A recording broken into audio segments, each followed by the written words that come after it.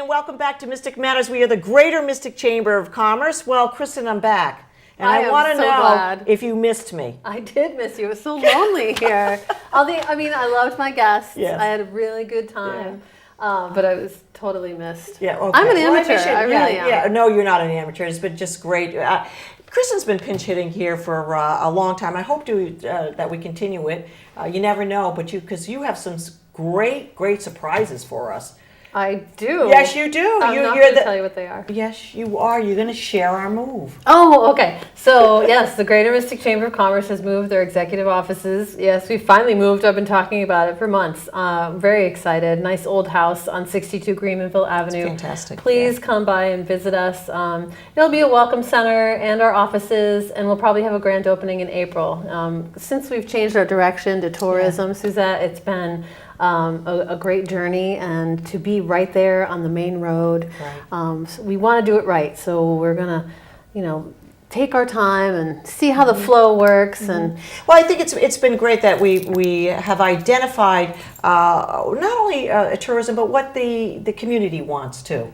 And certainly we've embraced that as a Chamber of Commerce. And it's been said for a very long time that we feel that the Chamber needs a presence. And there's nothing more than a presence of being right on Route 27, right across from the Mystic Seaport. But we've also got some exciting news coming up for a whole week. Whole week coming up. Yeah, Mystic Restaurant Week, which is this week. So if you haven't already been, the 7th through the 13th.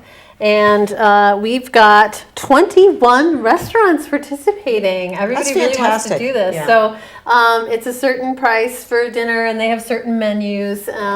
So Ancient Mariner, Anthony J's, Bravo Bravo, Breakwater. Bill wants to see if I can do this in 30 seconds.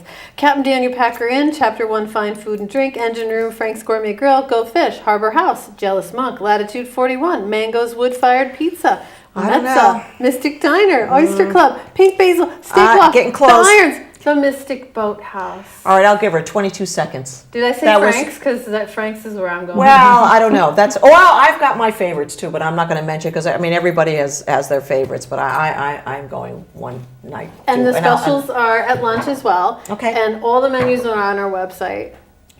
And you know what, Kristin, what a great summer we have also going into the fall and now into the holiday season. I think Mystic was really hopping this year. I don't know about everybody else, but Mystic was really hopping. And we thank everybody, the community that came out to support. And also, just a reminder, we have Small Business coming up, Small Business Day coming up on Thanksgiving also. And please support the small businesses. Mystic, but also all around. They are the engine and the economic engine for the state of Connecticut. So support your small business if you can. It's like our little family. The Mystic Chamber of Commerce is most made up of small businesses. Absolutely. It's been great. I love this job. Did I tell you that? Well. I don't know, we're on air, so of course you told me that you love this job. I don't know what you told me beforehand. I think you said you were tired, but anyways, we love having you, Kristin. And speaking about small business and economic engines, we also, the Greater Mystic Chamber of Commerce is also proud, and of course many of us in the community to support some of our nonprofits and some of the organizations that really encompass our community, because we always talk about Mystic, but we're really the Greater Mystic Chamber of Commerce, and that also, we also encompass much more than just the area Mystic in Groton, New London, even now to North Stonington and a little bit in Rhode Island as well. Yeah. So we are everywhere. So I'm going to let you do the introductions because this is very exciting. You have to do something, okay, Kristin. I know. We're here together. Remember, I'm tired. So I want to say that this organization is really close to my heart. We had a business before ours there, and it was just so touching at the amount of work that goes into caring for the experience there. So Riverfront Children's Center, I wanted to welcome Dr. Susan Radway. Thank you. Welcome, Susan. Thank you. I'm so glad to be here. We're glad to have you. Thank you. Also Susan Corrice. Thank you. Who has been on the show before. Yes. I don't know how many numerous times has been on the show. But Dr. Susan Radway, you're new. I am. You are the new executive director for the Riverfront Children's Center. A couple of months. That's new. Yes. That's new. So for our audience, Susan, what exactly is the mission of the Riverfront So Riverfront Children's Center is in place as a 501c3 nonprofit organization to provide quality early care and education and affordable care for children ages 8 weeks old through 12 years of age with before and after school care, so that their families can be working or training or going to school. And part of that mission includes the comprehensive wraparound services to support the children and their families so that they can be successful. You know, I love this organization. Susan's been with me a long time, and with the Chamber and this and Mystic Matters. How important, Susan, is for that? I mean, I don't think people realize, I mean, we're the state of Connecticut. We're supposed to be the affluent state. But how important is that to get the education and the help that some of these families need in this community? Well, if you think about all of the small businesses and the large businesses in our community and the variety of people that work for them, there are the people that work at minimum wage and the people that do the service industry kind of jobs that have not very high paying positions. And for an infant to have care for a year, the cost is over $10,000. Oh, for So goodness sakes. if someone is working and making $15,000 a year, how can they pay $10,000 to care for their child? You know, interesting, Susan. Been on the show. I never really knew. You know, that's astounding. It is, absolutely. And we've talked a little around it in past years because that's one of the wonderful things about Riverfront. So it doesn't matter what your background is. It doesn't matter how much you can afford to pay. We look at every child as a whole and we try to find scholarships to help them afford it. So you can come to Riverfront and afford that level of quality care just like anyone else. And I think that's what's really important. It does cost that much to care for a child 1 year. It costs that much to care for you. Well, and that's just a half a year. I mean, so can you just imagine? But you know, Kristin, I mean, if you think about that, if you look at some of the levels of some of the education, the college and some of the private, that's astounding. That's half of somebody's income. Economically, it's really, there's a lot of disparity, and I've experienced it as well, in the state, but also in the country, in how we've moved forward. So this kind of organization is really a relief, and it's one to really feel good about giving to. Right. So what's I don't know if this is the right word, but the vetting process for a family of need, how does that happen? Sure. So we have a waiting list, and families will put themselves on that list as their need arises for a space. And there are some priorities. So families that are teenage parents or have DCF involvement or have an emergency need might go higher on the list, more quickly get a space because they have an emergency at-risk need. But for the most part, it's first come, first served basis for anywhere in the region. Anyone from any income background, any job can apply for a space.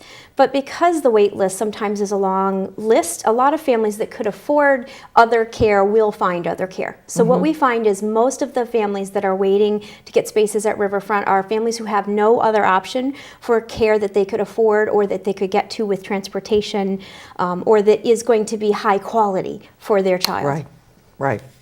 Now, there was a program, and I think you guys are still doing this, which is the C52, is that right? Absolutely, yes. Can you tell me a little bit about that? Sure. So a few years ago, maybe 6 years ago now, one of our donors and board members, longtime board members, decided they wanted to create some sort of membership organization so that people in the community could become members to support children 52 weeks a year. So that's where C, children, 52 weeks a year. Okay. So the inaugural C52 members all gave at least $52, $1 a week or more. Now we have giving levels. It is. It's and very that's affordable. What made it so it made it a great option for myself because they said they could take $1 a week out of my account automatically, and I wouldn't have to think about it. So all I had to do was commit to that. And That's fantastic. I actually didn't know that. And so we've got a lot more levels now. We have a lot more people that are coming and want to be unrestricted donors and care for children. Right. So there's children's champions and all different kinds of levels, but it truly is still the same. It's $1 a week or more that you're willing to commit to care for the children of southeastern Connecticut. So it's a wonderful, it's been a nice boost to our program, allowing us to add extra quality components that a parent's tuition might not be able to help pay for. Okay. So what other programs does the Riverfront Center provide? So in addition to the care, we try to provide a variety of activities and services that could support the family in some way. So there's a food bank there, so families in need can stop and pick up a bag of groceries. There's a clothing bank, so families can go down, children grow out of clothes quickly. Often families at the center bring in the clothes their children have grown out of and then take back a bag of clothes that somebody, that's there for the next season. We have a lot of winter coats there now, so winter coats and boots, those kinds of things. We also have a big emphasis on social emotional development. It's really important for young children to know how to get along with each other. It's really important for them to learn how to use their words and say, please don't push me.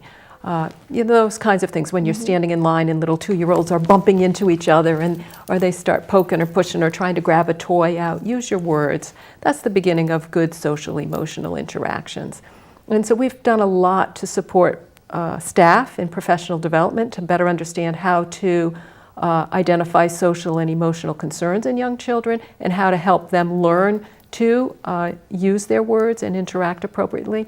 And we have clinicians available to provide counseling for families with young children when they really are at a level where there's behaviors that are significantly challenging and getting in the way of a good early childhood education. I think that's so important.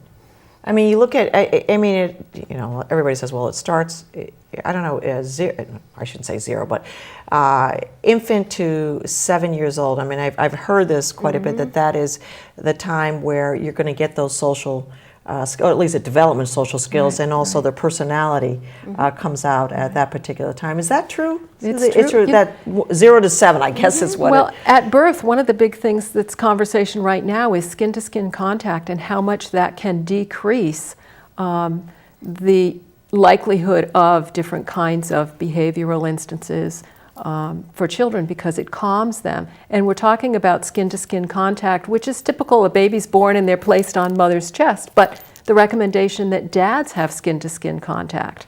There's a calming effect to that just helps to develop a relationship and begin that bonding that's so important. And if you start at birth with that bonding, then you continue to grow with that. Yeah. So let's talk about, because this is one of my favorite parts, is the night of giving. Yes, absolutely. Okay, I don't It's know who very wants to take exciting. the lead on that, but prior to this, you did a different format. Yeah, we used to have a silent auction at Shinnecock Yacht Club. It was a great event, but we'd had it for many years, and we thought it was time to shake it up a bit. So last year, we had our first annual night of giving at the Mystic Marriott. It was in the evening with cocktails and dinner, and we had a speaker, Lisa Tepper Bates, was there last year. It was just a really great community event. And we were able to fundraise a large amount of money for all of those support services we just talked about, the things that parents aren't able to pay for in their weekly tuition or that we can't get grants for. So diapers and counseling for children, all those wraparound services that help them succeed. So it went so well. We are repeating that event this week. We're having it on November 11th at the Mystic Marriott. There are limited number of seats that are still available because it's a lot of the people that came last year came again this year. Of course. But it's is it dinner or is it just cocktails? Dinner. There's cocktails Yep. followed by a wonderful dinner, 3 different selections of entrees. There's music. Lou Manzi will be there playing again. He's a wonderful great, musician. Michael Whitehouse will be our celebrity auctioneer. So when it's time to Michael's find a very need, good. everybody knows Michael. Yeah. He's excited to get out there and do that.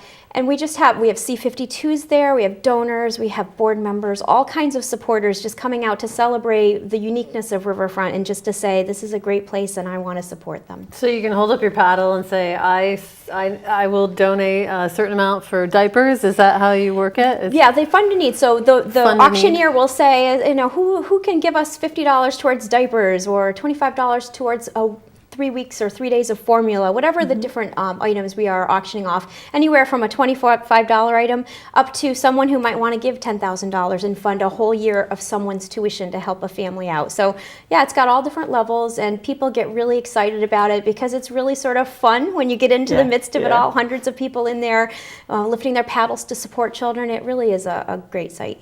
And so is there going to be a keynote speaker again this year? Or There is. Our keynote speaker this year is Jewel Jones from Liberty Liberty Bank Foundation. Oh, she's a hot ticket. She is, and oh my goodness, she's a wonderful speaker. So if you get a chance to come, you should come and hear her. She will bring the room to tears, I'm sure. She is that good. Yeah, she's you a great all know speaker. her. Yep, do but know she's her. Yeah. been a strong supporter of Riverfront for many years and a great advocate for young children and especially the diversity of the program that we serve. So we hope people will come out and hear her speak. So tell me a little bit about the staff and how that organization works. Like how many people are working for you? Is it volunteer, et cetera? So Riverfront Children's Center has 11 classrooms, so that's 22 teachers, 2 teachers per each classroom, and then there's some administration, so about 25 or so staff with a varying degrees of education, but every classroom has a teacher with a bachelor's degree.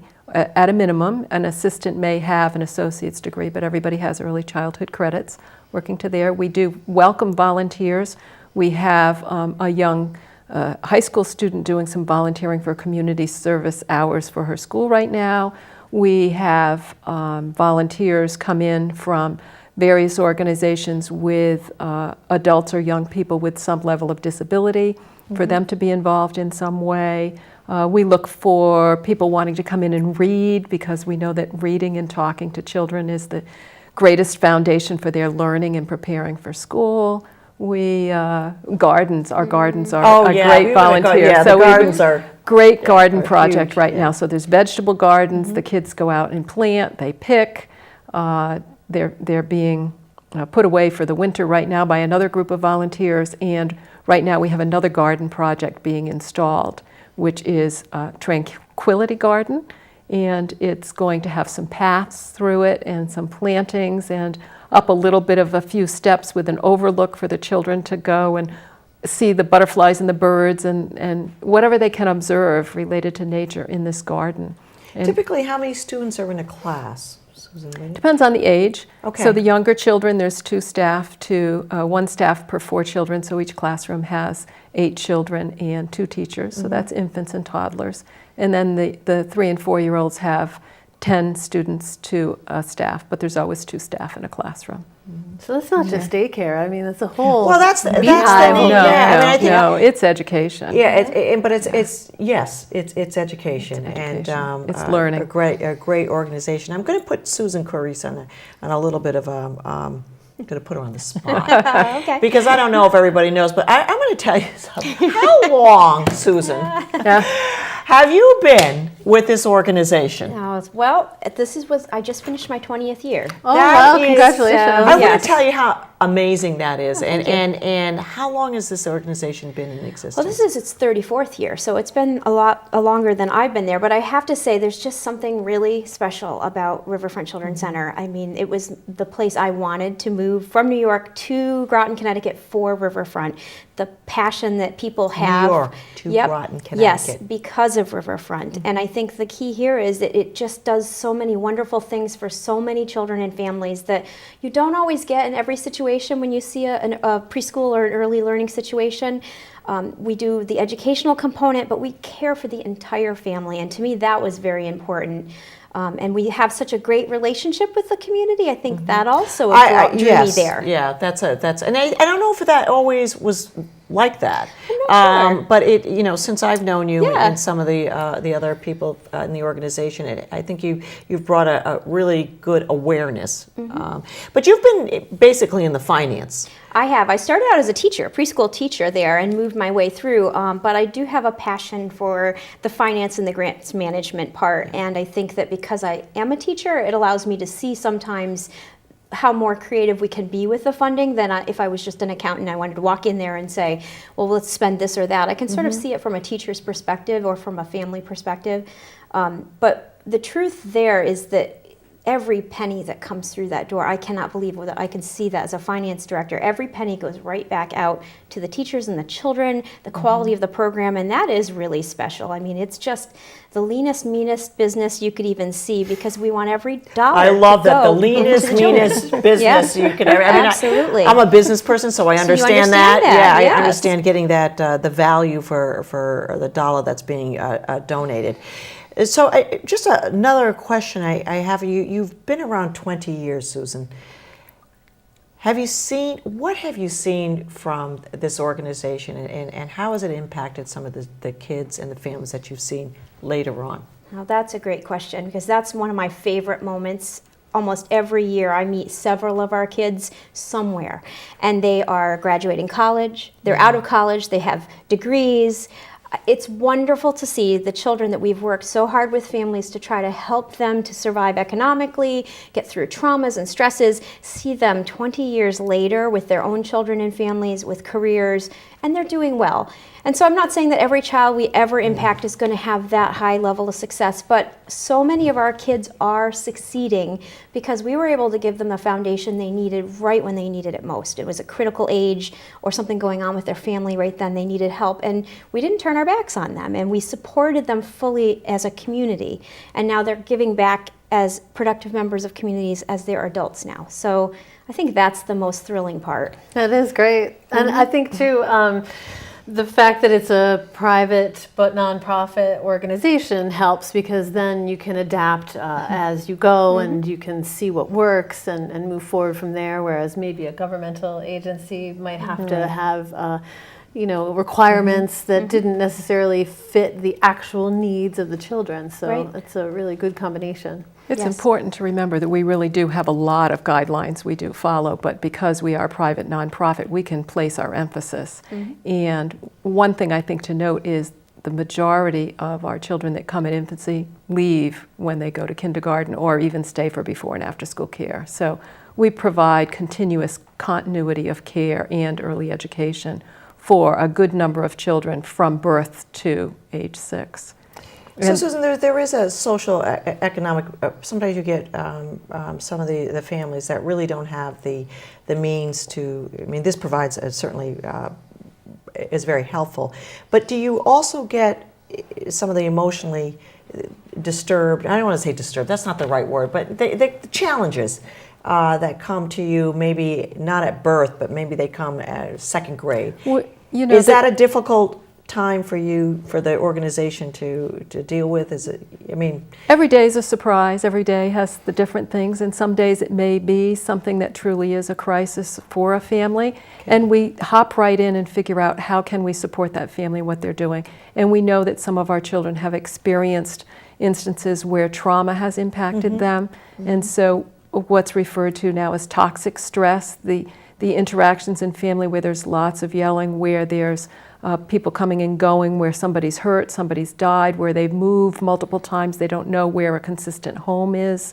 Those all impact a young child. And so if we can help the family to become more stable and eliminate some of the issues that may be traumatic for a child, we can see the child become more successful quicker.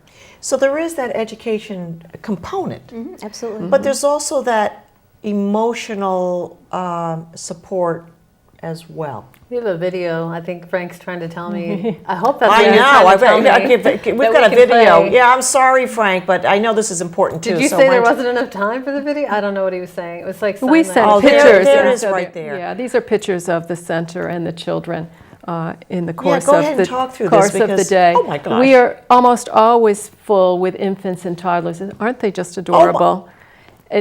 But we often have spaces for 3, 4, and 5-year-olds, as is right now. So certainly, if anybody's looking for care for their 3, 4, or 5-year-old, they should be giving us a call. Now, do you guys need to, will there be, is there property that you can expand onto? I know you're saying you're building a That's a garden. great question.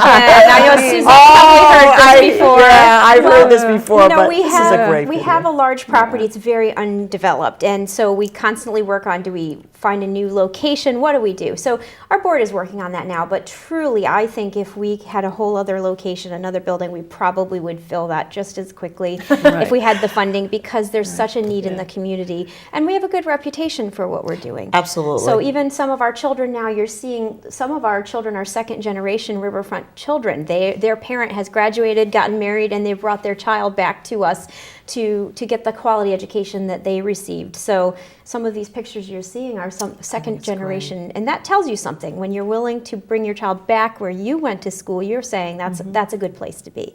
So that's one of the wonderful things about Riverfront. Just give everybody the location of Riverfront. Sure, we're in Groton on Thames Street, 476 Thames Street, right across from that big green General Dynamics electric boat building. The property, you really wouldn't even know it's there you unless wouldn't you're know it was looking there. for it, because No. it is the back of the property. The front of the property for us is back behind the building, and Right. we've expanded to gardens and playgrounds. We put new playgrounds in. We've taken over quite a bit of the property, so it's quite You'd large. be very, very surprised where this place is located. And when you go inside, you too, go it to- just you keeps mean, just going and going and going. You know, it's funny that you were going to ask that, because I was going to put Susan on the spot again too, as far as expansion. I think that's something that clearly we have talked about on Mystic Matters, because I think the hope is, Susan, is that someday this is really a big presence, bigger than what, but also needing funding. As well, you Absolutely. can't go bigger. No, it would unless need you- to have the funding part, because that's part of the beauty for families. They can afford to come. But Susan and I and the board have been talking about that, and what does, when you're committed to a community the way we are, Southeastern Connecticut, and you have wait lists as long as we often have, especially for infants and toddlers, it's really hard to just say, I'm going to stay with status quo with the 140 kids we're working with. You sort of have to be compelled Right. to look to try to see what else you can do. Well, as a finance director, you know that your business tells you your business in the future. And so I just want to just reach out. We only have a few minutes. The Riverfront Children's Center is really, it's dear to my heart. It's a show that I look forward to doing every year. So get out there. It's a night of giving, November 11th. November 11th. At the Mystic Marriott. There's probably more information that you can get on the website. But also, a night of giving is not the only night of giving. There's many ways that you can be donating, and I'm sure that you reach out on their website and even give a call. That's Susan, and Susan will be more than happy to give you that information. But get out there, support the Riverfront Children's Center, and it make your heart warm your heart as well. Is So- Santa coming to the Riverfront Children's We have Center? a lot of volunteers and donors, and they will be very generous. So we're always looking for donations for that, so we can help families out. It's a perfect time of year for it if you're thinking about it. Give us a call. And Santa is coming? Well, Santa himself will not be coming, Okay. but we do a large gift-giving program, so we help all of our families make sure if they want Santa to come to their house, that they can get the gifts they need for their children. So I it's see. almost like a Polar Express kind of program. We're Yeah. helping families make sure they can get what their children need, so they don't have the empty stocking on Christmas morning and think Santa didn't care enough to come to their house. Susan, I see the passion, even after 20 years. Oh my gosh, it's always a pleasure doing the show with you, Thank you. Susan. Dr. Susan Radway, thank you so much for being on the show, and Thank welcome you. to our community. Thank you. I'm glad to be and here. this great organization that you're now executive director. So I hope to see you in the near future. Absolutely. Kristin, get some sleep. I'm going to Oh, go out. I'm going my out to restaurant gosh, week right she's going now. out to restaurant week, and I'll see you down there. I'm not going to tell you which restaurant, because I may do a few restaurants. But anyways, we have restaurant week coming up this week, so support your local restaurants in Mystic, Connecticut. And we are the Greater Mystic Chamber of Commerce. Good evening.